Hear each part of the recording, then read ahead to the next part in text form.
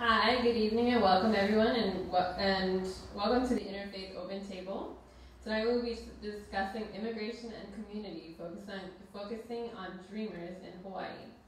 My name is Cheryl Belisario, many know me as Che, and I am a member of Aloha Dream Team. We are a youth advocacy group with members who have benefited from Deferred Action for Childhood Arrivals program, or DACA, and we focus on outreach efforts and support immigration policy. Let me give you a brief overview about the topic that we are here to discuss, dreamer. Dreamers are those who were brought to the U.S. as children, are undocumented, but call the U.S. home. These individuals would have huge hopes for their futures, but would leave high school and would have to put their dreams aside because they did not have proper documentation to go to college or get a job. Therefore, they started a movement to be able to fulfill their hopes for the futures where they grew up in the U.S. The DREAM Act, which was first introduced in 2001, would provide those eligible with many benefits, including a path to legal permanent residency and citizenship. The DREAM Act has never been agreed upon in Congress. Because of this inaction, President Obama signed an executive order in 2012 called the Deferred Action for Childhood Arrivals program, or DACA. DACA allows the recipients to get a social security number, work in the U.S., apply for health care, in certain states like Hawaii, to get a limited purpose driver's license, and also be safe from deportation. DACA has provided many people across the U.S. with hope and allowed them to come out of the shadows and participate in and contribute to the country that they call home. It is a relief program, but it doesn't solve the ultimate problem for these young people. It does not provide any path to legal permanent residency or citizenship. Also, it is a status that dreamers have to keep renewing every 2 years. Many DACA recipients have become fearful under this new administration because DACA is an executive order and also because they provided all of their personal information to U.S. Citizenship and Immigration Services, or USCIS. Now that you have a quick background about dreamers, I'd like you to meet our amazing panelists. We have Dr. Monisha Dasgupta, John Egan, Dr. Brenda Ivalis, Paola Rodelas, and Shingai Masia. I would also like to know that Shingai works for Congresswoman Tulsi Gabbard, and tonight he will not be speaking on her behalf. Aloha, everybody. First, I'd like to thank First Unitarian Church for hosting us here tonight. I'd like to thank Interfaith. I'd like to thank Shay for moderating and everybody involved in organizing this. Monisha, John, Brenda, Paula, thank you, and it's a pleasure to be on this panel with you tonight. My name is Shingai Masia. I'm originally from Harare, Zimbabwe. I moved to the States when I was 12 years old. Everything seemed pretty normal for me when I moved, but when I was 16 years old, I wanted to get a driver's license.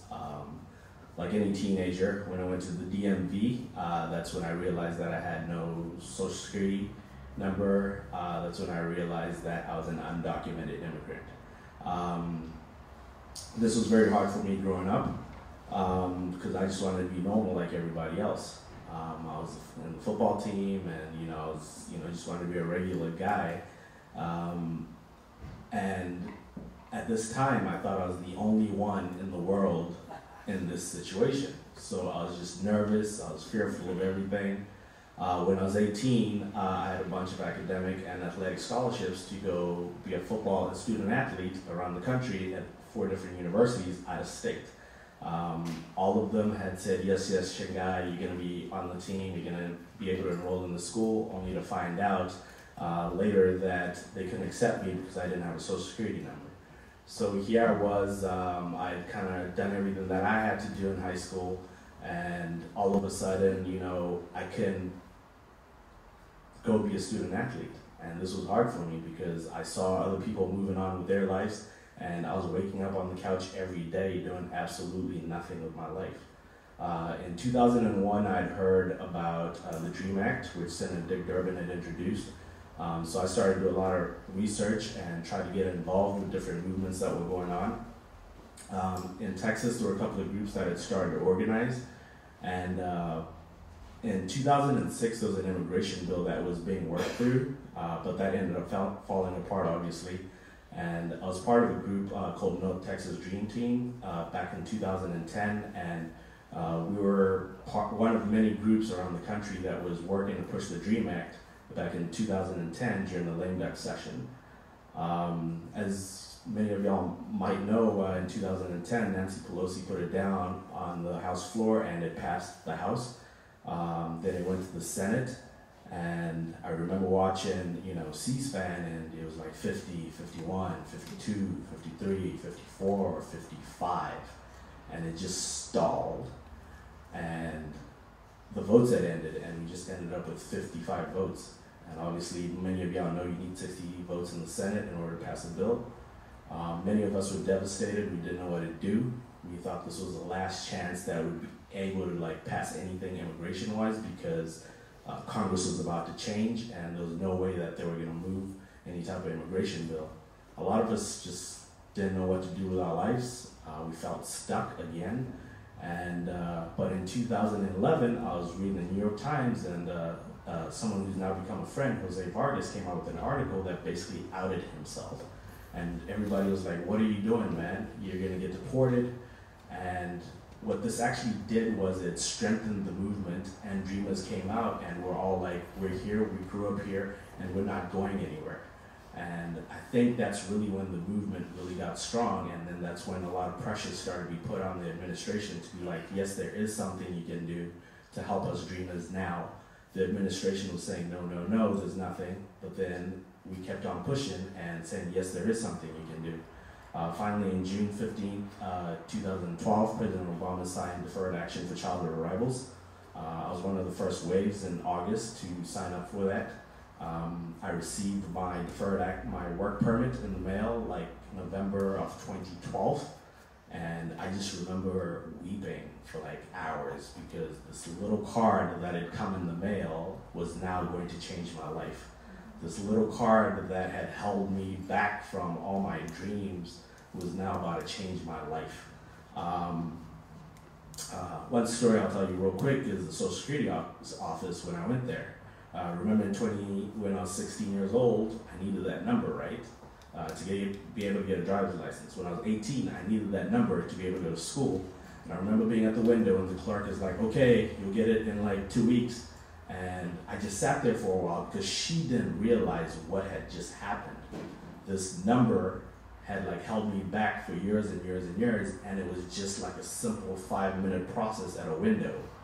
And that was just really painful, you know what I'm saying? It was just painful. And I've now been able to move on with my life. I've now been able to take advantage of opportunities that, I haven't been able to take advantage of.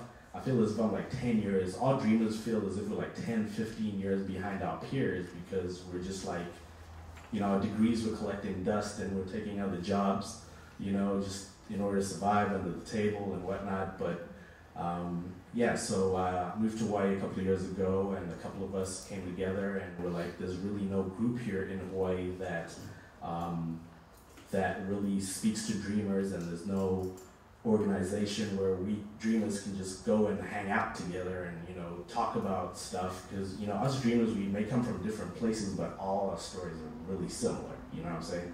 Like, we'll be laughing about some stuff because we've all been through that.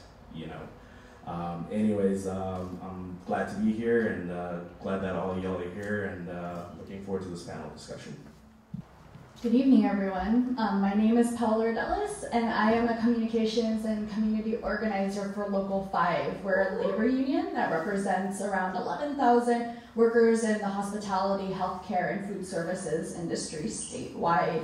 We're part of Unite Here, which is a union that represents around 500,000 workers in around the service industries throughout the US and Canada. As you can imagine, many of our members are immigrants. And so immigration is a very important issue to our union.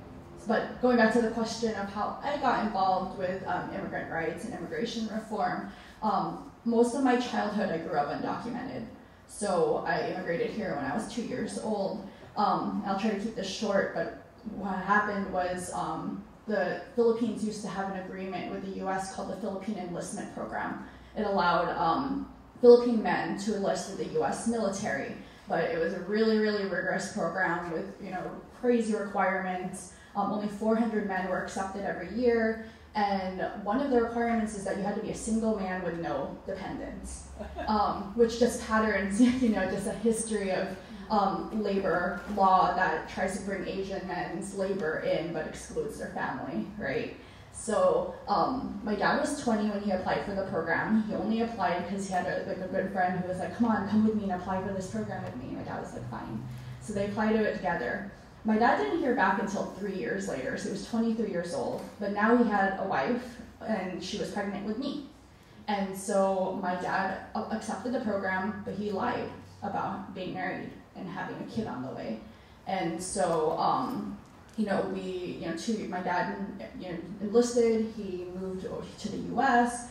2 years later, he was able to petition my mom, claiming she was his fiancée. And then they petitioned me to come. And so it wasn't until I was around 7 that we don't know why, but for some reason the Navy started to investigate our family and found that my dad had lied about his marital status and about having kids. And so it put us in this immigration limbo for about 10 years. And so we just lived in constant fear that we were going to get deported any day now.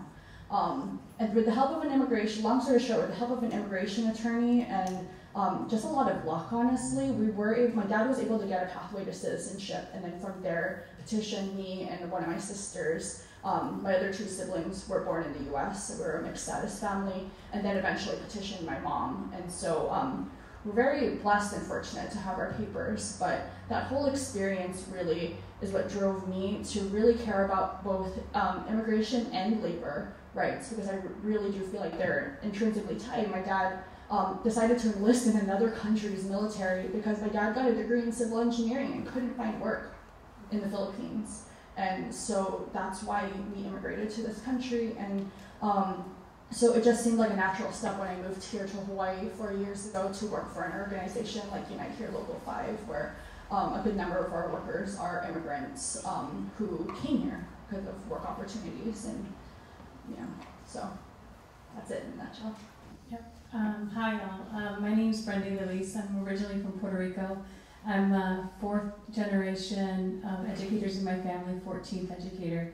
And so it's been instilled in me early on to think of others, and really servant leadership is what we follow. And so one of the things, the way I got involved was I've been in higher education about 15 years. I'm the Vice Chancellor for Student Affairs. I serve as that at Kapiolani Community College.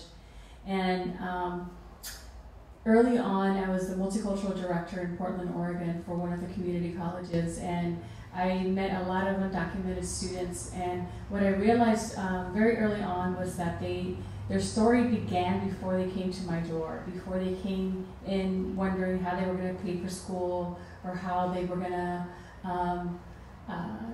they came maybe from mixed status families, meaning that someone in their family was documented and someone else wasn't documented. And so what would happen with their FAFSA, their financial aid forms, how would they work, et cetera, et cetera.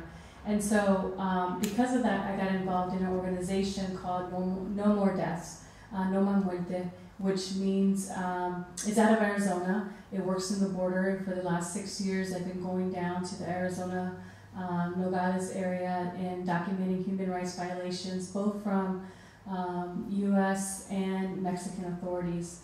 I've been witness to what it takes for folks to cross the border and how the Sonora Desert has become, and I know it's very far from Hawaii, but it has become really a wall in itself because it's so difficult to cross. And so that's how I got involved in immigrant and human rights. Got really involved in Portland with my students. Was involved in all the rallies in 2005 and 2006 to get our students DACA. And then when I moved to Hawaii about 2 years ago, I got involved with the Aloha Dream Team. I was Googling. Google's such a good thing sometimes. I Googled immigration, I Googled students, I Googled undocumented, and the Aloha Dream Team came up. And so that's how we've been connected over the years.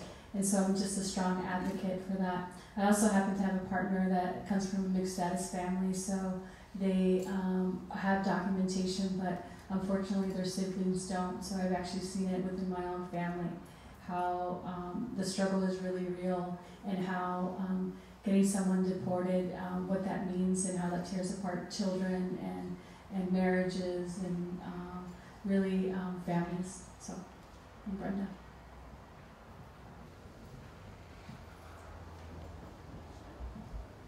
Good evening, aloha. My name is John Egan, and I'm an immigration attorney. I always add that modifier before the word attorney, because many of my brethren are not the most popular professionals on the planet. But I like what I do. I get to help people, and that's a good way to practice law. With immigration, there's a lot of people I'm not able to help, and I think that that's one of the things we'll be talking about tonight, how we've selected out this particular group of people for continued disenfranchisement, and so that's an issue that I'm particularly interested in. And in fact, I've worked with Monisha on a number of other projects, and with most everybody on this panel tonight. So there is actually a fairly cohesive group of people here in Honolulu and Hawaii generally who are really quite dedicated to working on these issues. And so I'm really happy to be here with them tonight and to see if we can move the conversation a little bit forward. Hello everyone, good evening, thank you for coming. I am originally from India, Kolkata, that is where I grew up, and I came to the United States as an adult, and soon after arriving, I became very conscious of my status as an immigrant, and since then I've been very involved in immigrant rights. So wherever I've lived, I have been involved in activism that advocates for immigrants, especially those who are undocumented. It's been, a real passion for me all through my career. So now let's talk about aspects of the immigration story right now that aren't getting enough attention that we should all know about. Because there's certain things that probably everyone in this room has been hearing over and over, but I kind of want to get your guys' opinion on, things that you're seeing in your work that we might know about, that people should know about. Okay. In my work, since the turn of the year, it's been really busy. We are a particularly diverse society here in Hawaii, so we look around, the room here and walk down the streets, your workplaces and schools, pretty mixed group, and we're used to that. We don't single people out necessarily for their status because of the way they look, because everybody here looks kind of different. So we don't make those sort of assumptions, but it's my job to know what people's status is.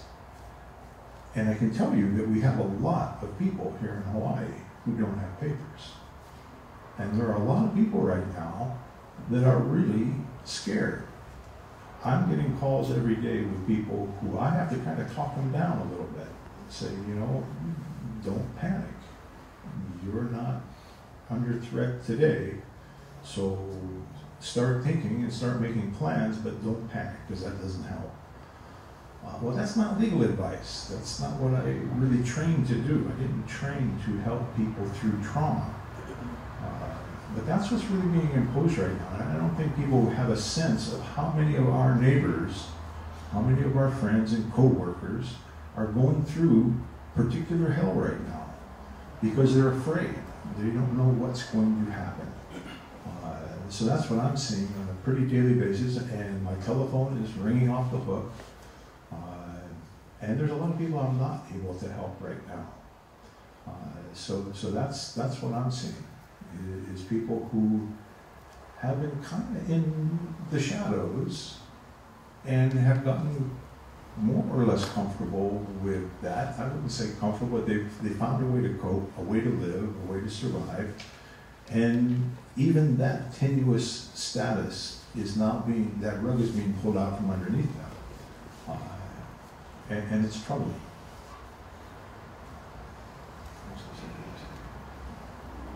I really feel very honored and humbled that you opened up this space in a church. Churches have played historically a very important role in providing sanctuary, especially at such awful times when people are targeted and people need a place to hide sometimes to find sanctuary. And I have some familiarity with the new sanctuary movement in New York City. And there, there's a lot of education that needs to go on within the congregation, both around status, but also around, what does it mean to provide sanctuary. It is a very, serious task, but it is also very uplifting. And in that, one of the things that I learned was that many of the people who you might have to encounter, and as John, all of us have people who lost status for some reason or the other in our family. Because we're people of color, we are also subject to policing, very brutal policing.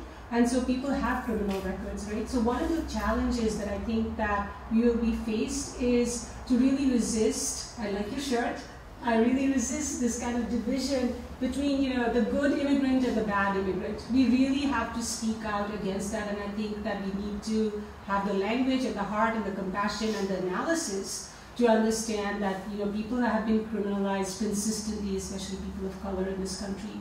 And just because they have a criminal record doesn't mean that they don't deserve any less being given the protection of our love or of our safe spaces.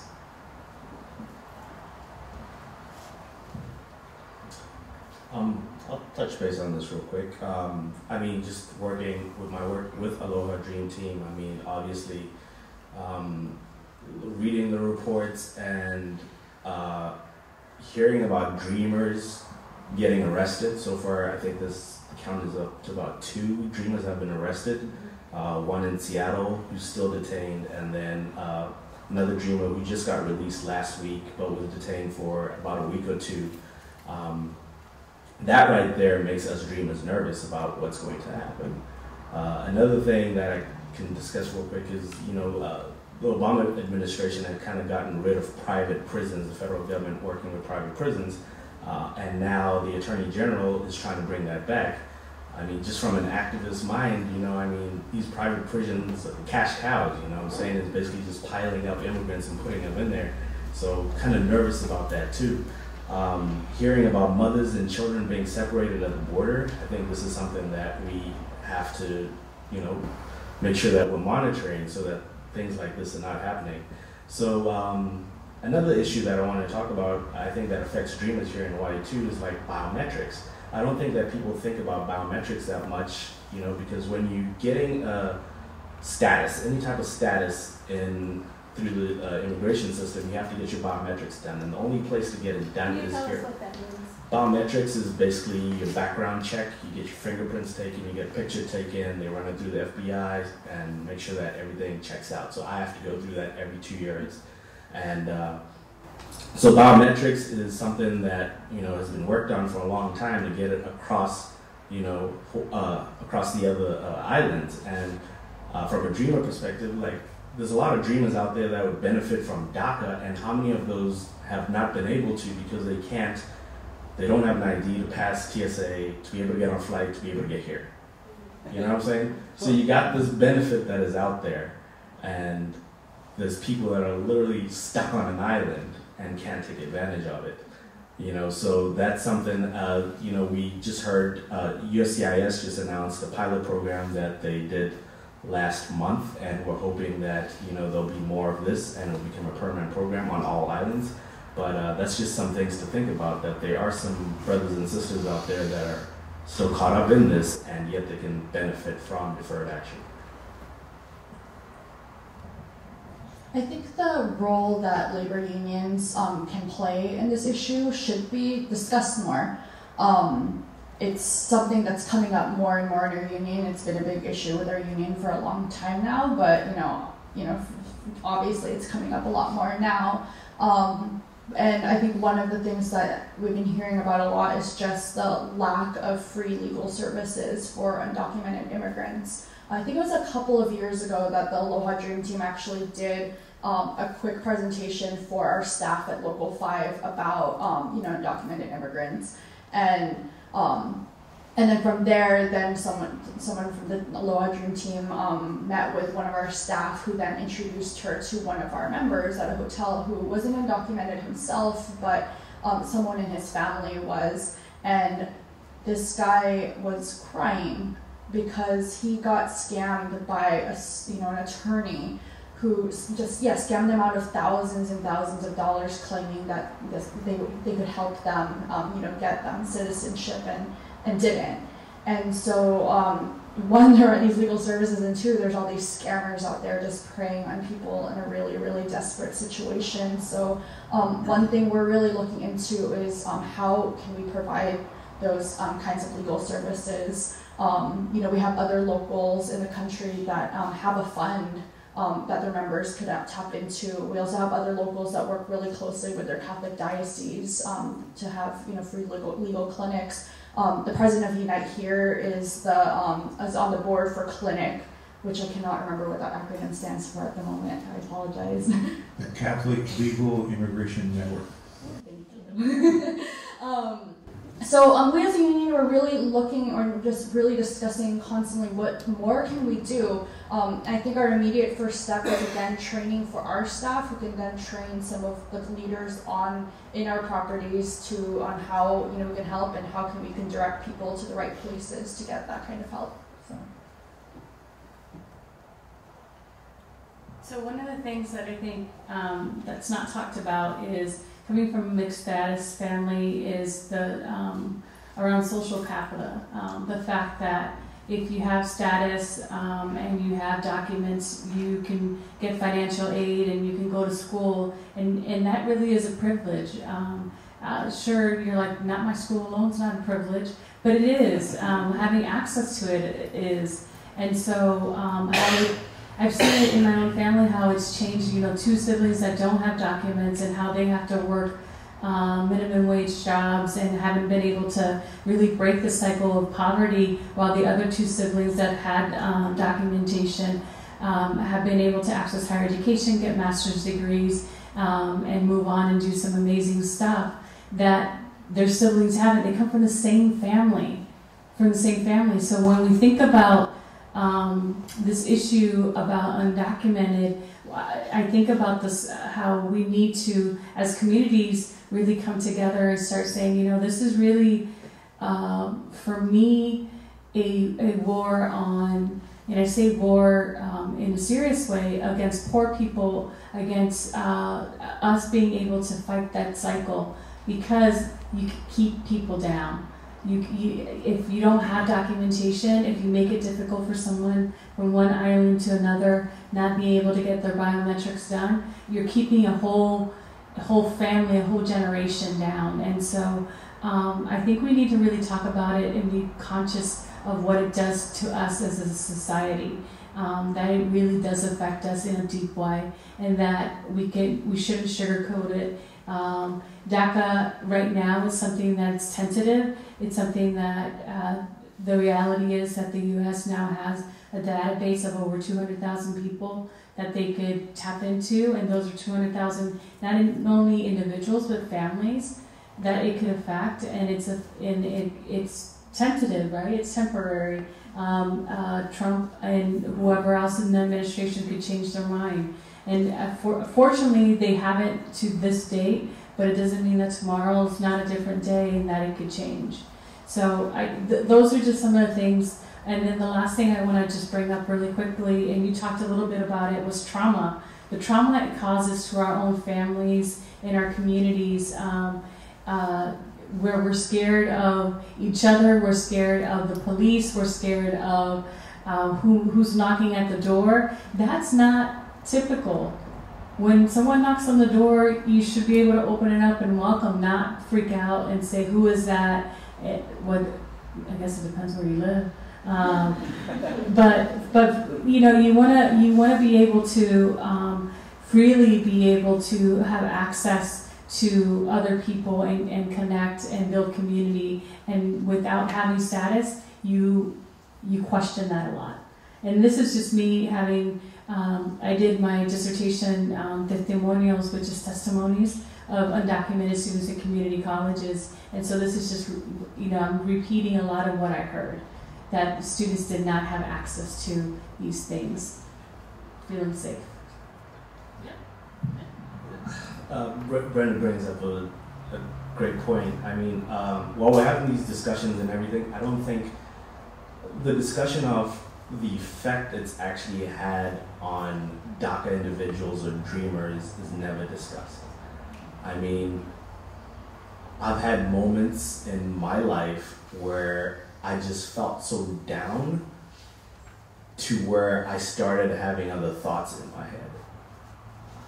I've had friends that have committed suicide because of this. There's other dreamers that have committed suicide over this. Because just, you have this feeling of just hopelessness. I don't think people understand, like, just not having the opportunity to be able to do something, even though you're just as talented or just as gifted, it plays a toll on you. And thinking about it, in 2001, there was supposed to be an immigration bill that was supposed to be passed. Then 9/11 happened. In 2006, there was something that was supposed to happen. And then the DREAM Act happened in 2010, and that came 5 votes short. I mean, for dreamers, it's like, it's kind of like we're being played with. You know what I'm saying? It's like we come close and then it gets taken away. And then we come close and it gets taken away. And that takes a toll on us. I mean, to tell you the truth, like, you know, I mean, DACA really saved my life. Because, and when people were like, oh, are you going to do it? They're going to have your information. And back when we signed up for it, it was 2012. People don't understand what was happening in summer of 2012. It was Romney versus Obama, and it was close, and nobody knew what was going to happen. So you're just signing up blindly, and if Obama lost, you didn't know what was going to happen. But then for me, I had to do it for my life. Even if I was going to feel normal for just 1 or 2 months, it was worth it. It was worth it. Because there's friends that have taken their lives, and this takes a toll on you. And when I tell you that, I mean, people see me at the office every day, they see me, you know, around, but this gets exhausting, people. We get tired. Physically and mentally tired. This gets to you. I just want people to be able to remember that. I mean, this is taking a toll on us. And, you know, that's just all I have to say on that. Well, if you don't let me throw one more thing in here, there is this emotional need to respond to this, but there's actually now data on this. What has happened to DACA kids is remarkable. The Center for American Progress, sorry I'm a lawyer, I always research my topics, a report, they did a survey of people who have received DACA, and what they found is a whole bunch of really positive effects. For example, 90% of the people who have received DACA have gone to get some more education, and that's across the board. Some of them are full-time students, part-time students, training programs. 90% of the people who were given deferred action have gone on to do further education. 40% have found better jobs. 45% have found that they get paid more for the work that they do. 15% of the people who were given DACA have purchased their own home. Think about that. That's a huge economic impact all across the board. And they have even gotten down to the point of looking at well-being issues like social inclusion, way up, like people who used to be depressed having come out of depression because they've got papers. Amazing stuff. This DACA program, it has worked. Now, it hasn't worked for everyone, because even here in Hawaii, we have a lot more people who are qualified than who have actually applied. But the people who have taken advantage of the DACA program have benefited in so many different ways that it would be just the worst possible idea to let this go. Okay, now I just want to talk about what we all can do. What do you see the role of community and faith-based organizations as in this discussion? I think here in Hawaii, I think we're lucky because I'm pretty sure that all 4 members of the congressional delegation are very supportive of some type of sensible immigration reform. So we're lucky on that front. But as communities, I think making sure that your voices are heard. First off, I want to rewind a bit. As DACA individuals, as DACA individuals, as undocumented individuals, we have a voice, but we really don't have a voice because we can't vote. So we really rely on allies. Allies are a major part of the movement too, because y'all can vote, and y'all can apply pressure when the mayor's office or your state representative or your state senator, they're gonna listen to you because y'all are voters. I think applying pressure and asking more of our state representatives or municipalities to do more for the undocumented population. I think that is something that is important. Churches, I think that churches can play a major role in sanctuary churches or sanctuary congregations to house individuals, because I think this problem is going to get worse. And I see a huge part for churches to play a major role in helping out the undocumented population. And there's a lot of, I think that on television, on the news, you just hear 2 minutes of this, 2 minutes of that about the undocumented population, so there's misinformation out there. So y'all being here today is big. And if you can take the stories that you hear here and go share them with your friends or your family, I think that's important, because there's a lot of misinformation because people are like, why don't you just get in line? If I could get in line, I'd get in line. You know what I'm saying? So when you hear stuff like that, you just know that it's coming from a place where people just don't understand the issue. So your voices are very important, so I hope that after this you're able to carry them and be an ally for dreamers, documented families across Hawaii and across the country. I was going to say something pretty similar. I think it's hosting events like tonight, watching movies that will get you to start talking about what the issues are around undocumented families. I think those are the things that are really important, is to take the conversation and not just listen tonight, but just continue the conversation and talk to each other and other folks.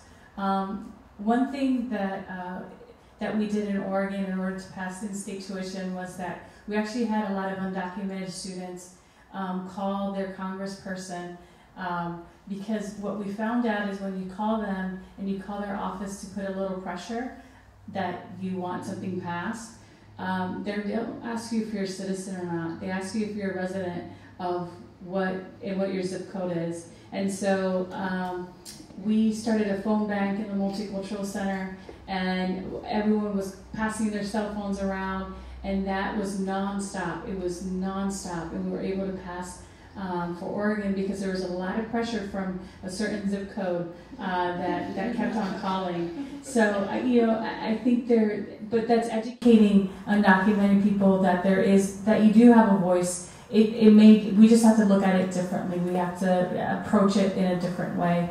And it's, again, through conversations like this that we can educate each other. So I encourage you to continue doing the same.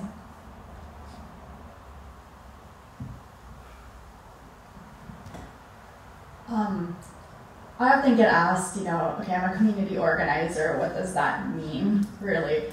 And I think one of the key things of being a community organizer, no matter what the issue you're organizing around, is pushing people past their fears. So, in a labor context, that's trying to push a worker through the fear of, well, if we go on strike, I'm not going to get paid for an indefinite period of time. Or, it's just pushing people past fears. And I don't think it needs to be just community organizers who have to do that or should do that. I think that's something that everyone in this room, as well as anyone in the community, can really play a part in, especially for an issue like this. People are understandably very, very scared right now. I think another thing that gives me hope is, growing up, again, I felt very alone. I grew up in Chula Vista, California, which is right along the border, and in retrospect, I realized, oh wow, yeah, there are probably definitely a lot of undocumented people growing up with me, but I never saw it. This was never really talked about. If it was talked about, it was talked about very negatively. I never saw any, protests in the street in support for undocumented immigrants. So now, with this, these executive orders, just seeing, neighbors or complete strangers coming out and blocking ICE vans and coming out and protesting for their documented brothers and sisters, that gives me a lot of hope, because I didn't see that at all growing up, and I can imagine what kind of hope that could possibly give to someone who is currently undocumented. So I think there's plenty that can be done. When we went across the island, one of my co-authors is not here, so we went to Maui, we went to both parts of the island of Hawaii, and it was, churches have traditionally helped, undocumented people or people who need help with regularizing their status, especially because other kinds of supports have been taken away from them since 1996, right? And churches would talk about the ways in which they are being extended. They're extending themselves to help people because people, out of fear, even if their children were eligible for food stamps, wouldn't apply for food stamps. So they would rather be hungry than expose themselves to that kind of scrutiny. And churches are the ones. It's almost as if that they are the first responders. That's what it seemed to us as we went from community to community. So this is a role that we will continue to play, and there are other challenges we outlined coming our way. And I also wanted to just point out, yes, undocumented people are targeted by these laws, but so are legal permanent residents, especially if they have criminal convictions. So we shouldn't forget those folks, and my most recent work has been on people who are organizing against deportation, especially people who are undocumented or legal permanent residents with criminal charges, and their passion and their fearlessness really touches me a lot. And as Paula said, it is that ability to push through your fear. It's not not that we become fearless, but recognize that this is really a fearful situation that we're in, and then push through it to do something. I think that is also something that you folks teach each other in the church.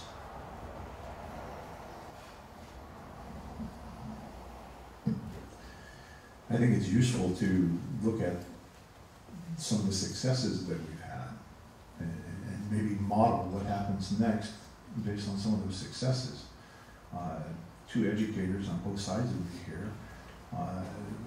The University of Hawaii system is way ahead of many other states in terms of bringing in undocumented students and regularizing their status. And Monisha had a lot to do with that, along with Amy Agbayani and a handful of other people, and students who gathered their resources together and pushed to get the University of Hawaii system, which includes all of the community colleges, to take in undocumented students and give them in-state tuition and make them eligible for some kinds of financial support in school. That's a success. The Aloha Dream Team and some of the other groups put together the strong push to get the legislature to recognize that people need identification. So we have the limited purpose driver's license. That came through that. I worked on that 10 years ago, got completely stonewalled on that issue, and these young people managed to get that through, and that was awesome. So things are happening here. Churches do have a role to play.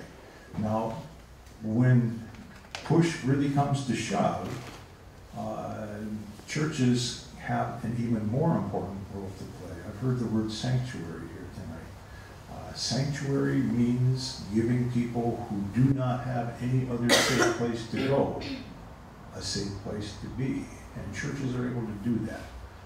Historically, they've done that a number of times during our American history, and that time may be coming again.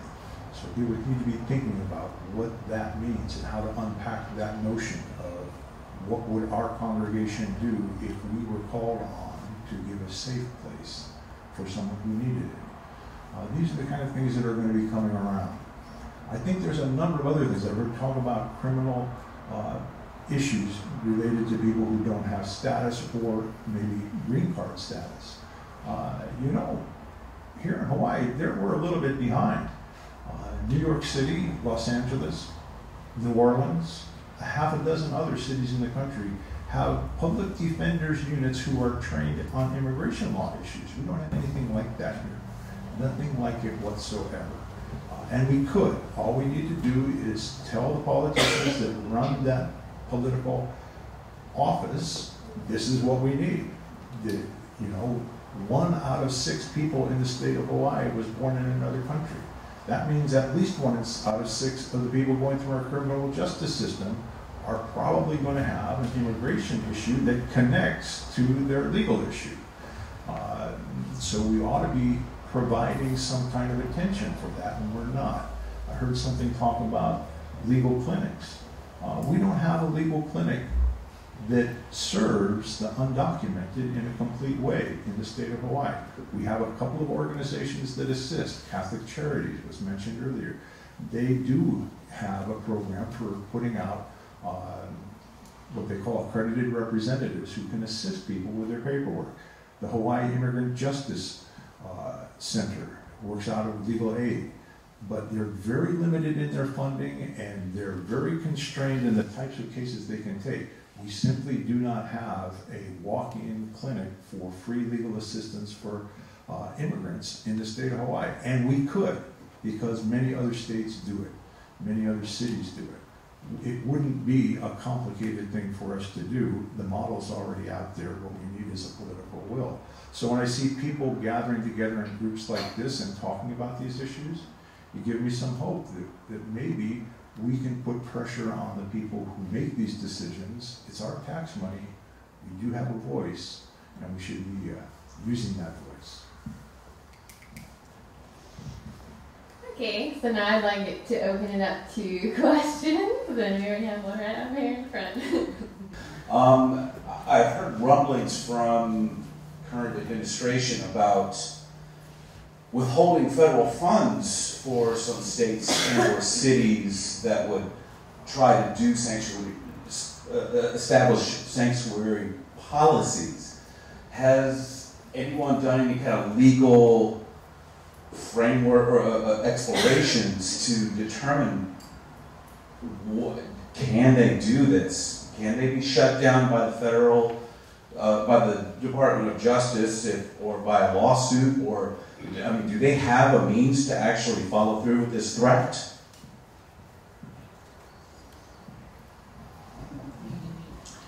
Yeah. Not as much as they say. Their ability to restrict funding is limited by current law.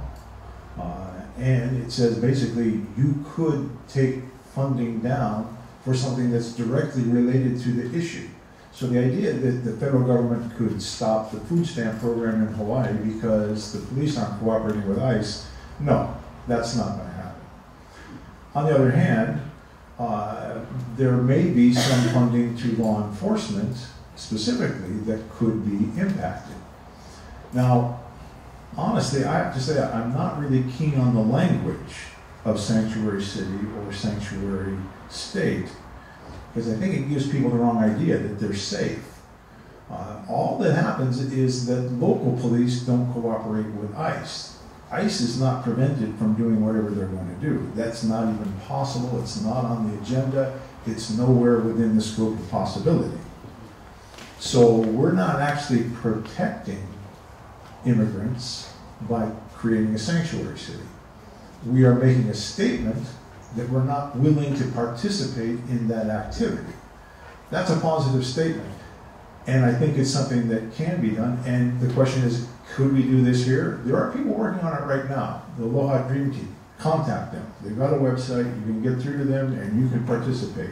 There's another group called J20 that's actively promoting that. There's a couple of bills that have been drafted to do exactly that. So yes, this is a possibility. I sure wish I could find another way to describe this other than sanctuary. But yes, that's out there and it is possible. The bigger issue, I think, is we need to be thoughtful about how we separate our communities. We have, we're federal, or that's how we run the country. We have a federal government, we have state government, we have municipal government, and they work best when they are linked. So when we start talking about delinking, it's something we need to go at with really thoughtful intent. I honestly don't like the idea of disengaging the different layers of government. But at some point, you have to make a statement. I was on a panel last week with our Attorney General, Doug Chin, and he was addressing this issue, and he was beginning to warm to the idea. And this is not a person who is necessarily keen on breaking those linkages because he's part of our government. But he even, gave me some reason to rethink my own hesitation. But yes, we could be a sanctuary city, we could be a sanctuary state. We have what, for all intents and purposes, is a sanctuary campus system in the UAE system. They don't call it that, they don't want to call it that, but they have already stated that they will not assist outside police organizations who are targeting students based on their status. Well, good. And we can do that. What do we call it? I don't know. But yes, we do need to stand up as a community for these people who are part of our community. We can call ourselves status blind. I love it. Hi there, Sherry Campagna with the Women's March. First of all, thank you guys for being here to stand up for the little guy and to stand up for the hidden guy. We really appreciate that. I wanted to mention, to speak to what John said about getting away from the term sanctuary. So within the resistance, there are many of us. It's not just the Women's March. There's also others, and one of them is Hawaii J20, and they've drafted resolution, and they've abandoned the word sanctuary in favor of the word ho'okipa. And that resolution goes in front of the House Judiciary this Thursday, the 23rd, at 2:15 in Conference Room 325. So you can submit testimony on turning this into a ho'okipa rather than a sanctuary city, but for all intents and purposes, meaning what we want it to mean, right? So that is HCR 125 and HR 76. So if you want to testify on that, you're going to want to get that in tomorrow. And then follow up on the Maui Police Department working closely with ICE. So Women's March heard that on some level, Maui police are still working with ICE, despite Governor Ige's statement that we wouldn't be doing something like that within our state, that Maui is actually still doing that. So we have tried to do our investigation, we've tried to get a statement from them, and all we've gotten is an informal response saying that they can't confirm or deny that that is the case, and that there's no policy in place necessarily for Maui police to work with ICE, but that they don't have any way of knowing whether or not officers on their own recognizance are working directly with ICE to target ag workers. So Women's March, we're doing what we can to ferret out these answers, but we could use some help and some other organizations to apply additional pressure. So have you guys heard anything recently about Maui working with ICE?